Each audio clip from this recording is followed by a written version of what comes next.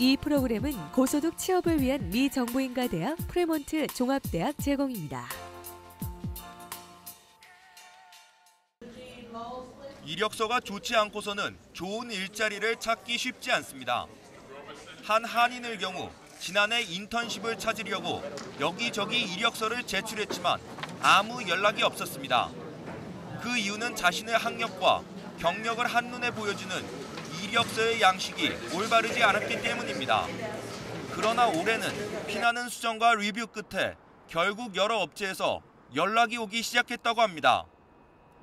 보통 이력서를 내게 되면 자동 필터링 시스템에서 키워드를 기반으로 걸러내고 매니저가 20초 이내 리뷰한다고 합니다. 이력서의 첫 번째 장이 가장 중요합니다. 첫 페이지는 이력서를 제출하는 사람이 어떤 교육을 받았고 경력을 한눈에 보여주는 페이지라고 말할 수 있습니다. 취업을 하기 위해서는 여러 가지 자격 요건이 필요한데요. 사실 아무리 능력이 뛰어나도 가장 처음 보게 되는 이력서에 자신의 능력을 적절하게 표현하지 못하면 인터뷰조차도 할 기회가 주어지지 않아서 취업의 기회를 놓치는 경우를 가끔 보게 됩니다. 많은 사람들이 첫인상에 대한 그런 선입관을 가지고 있듯이 첫 느낌이 좋은 이력서는 일반 이력서보다 인사 담당자들의 시선을 참 끌게 되는데요.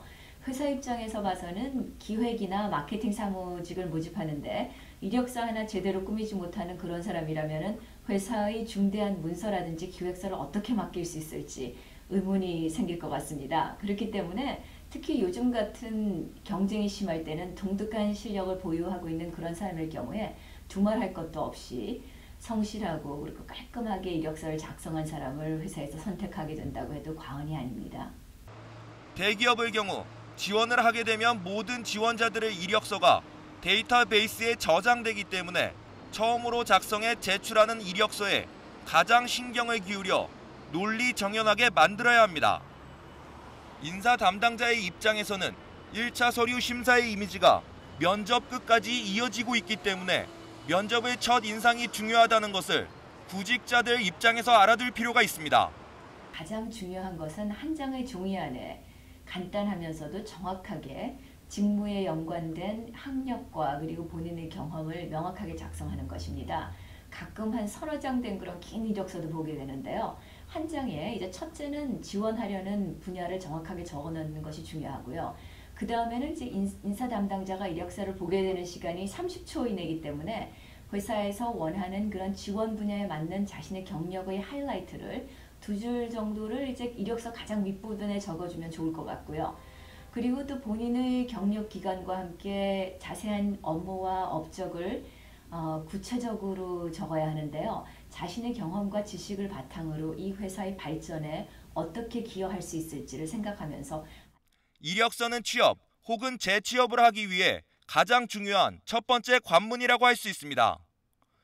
이력서에서 먼저 남들보다 눈에 띄어야 면접을 기회를 얻고 자신의 능력을 심사원들에게 보여줄 수 있기 때문입니다.